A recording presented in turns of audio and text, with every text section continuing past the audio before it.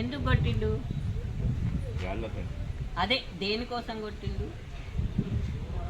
నీళ్ళ గురించి పట్టిన నీళ్ళు పట్టిన ఆకిట్లా నీళ్ళు పడితే వచ్చి కొట్టిండా? ఆ. వచ్చి కొట్టినప్పుడు మరి నువ్వేం చేసినావు? ఎవరికి చెప్పలేదా? రాళ్ళతో కంకర్రాలతో కొట్టిండా? అయితే మరి ఫ్రాక్చర్ ఎట్లయింది? చేతు ఎక్కడైంది? ఉండండి ఫ్రాక్చర్ అయింది. హాస్పిటల్ వెళ్ళినావా? మీకు పెన్షన్ వస్తుందా? వస్తుందా?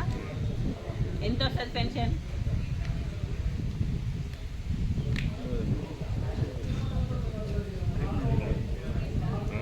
నాలుగు వేలు వస్తుందా? ఎంత వస్తుంది తెలియదా?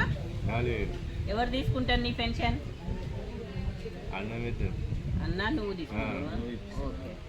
అయితే మానసిక వికలాంగుడిపై గణేష్ అనే వ్యక్తి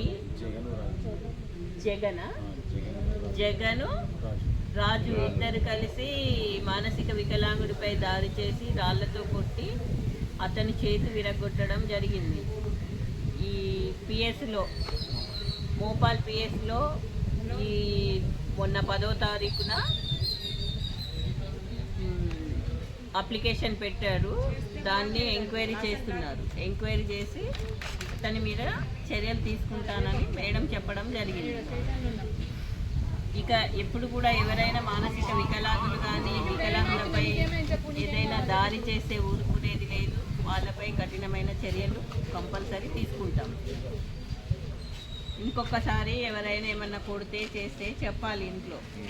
అర్థమైందా?